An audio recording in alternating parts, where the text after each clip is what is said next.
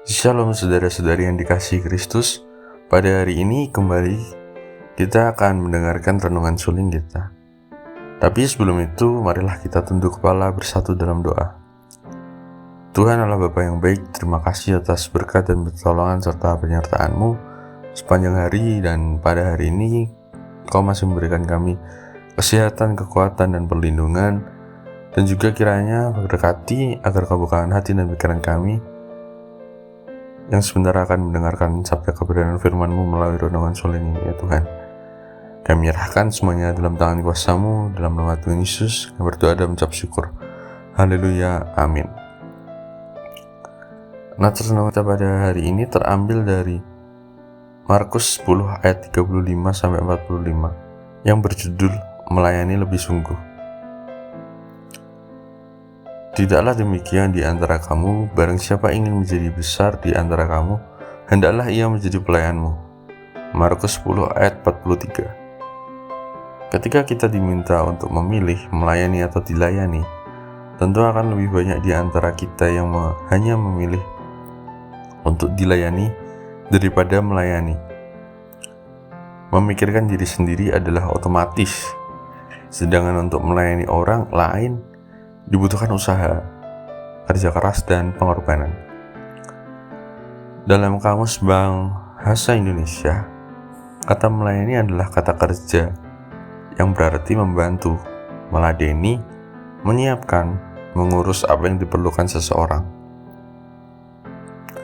Intisari pelayanan atas dasar kasih adalah kecenderungan untuk selalu meletakkan kebutuhan, kepentingan, dan aspirasi orang lain di atas kebutuhan dan kepentingan diri sendiri. Dalam teks bacaan kita hari ini, Kristus telah terlebih dahulu mencontohkan perilaku melayani dengan mengesampingkan kemuliaannya dan memilih untuk mengorbankan dirinya di atas kayu salib dan melayani segenap umat manusia sebagai penyelamat agung dari dosa.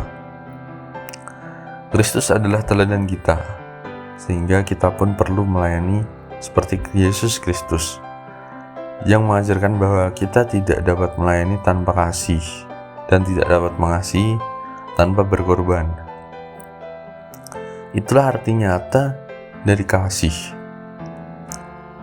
Bahkan Yesus berkata saat kita melayani saudara yang paling hina,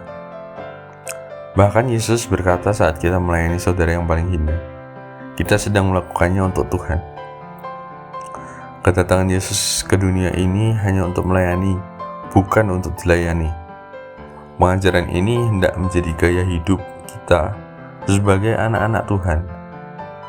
Melayani dapat mencakup pelayanan di hadapan umum seperti berkhotbah, memimpin pujian, menjadi singer, mengajar, menjadi pendoa syafaat, dan sebagainya. Selain itu, melayani dapat juga mencakup pelayanan di belakang layar, seperti menjemput atau mengantar mereka yang tidak memiliki kendaraan untuk ke gereja, mencuci piring-piring kotor setelah selesai acara ramah tamah, dan membantu memarkir kendaraan gereja. Ya, melayani dapat terlihat nyata di hadapan orang banyak, tetapi dapat pula tidak terlihat oleh orang banyak. Mari kita membarui motivasi kita saat melayani, bukan menuntut pelayanan dari orang lain terhadap kita, tetapi kita terus belajar untuk melayani dan mengasihi lebih sungguh lagi, sehingga semakin hari kita menjadi semakin serupa dengan Kristus. Pengikut Kristus dihormati oleh karena ia mau terus berjuang mengikuti Tuhan, mengikuti teladannya untuk melayani dengan sungguh-sungguh. Pokok doa kita pada hari ini, berdoa untuk kesejahteraan bangsa Indonesia dan kota Salatiga. Sekian renungan suling kita pada hari ini. Tuhan Yesus memberkati.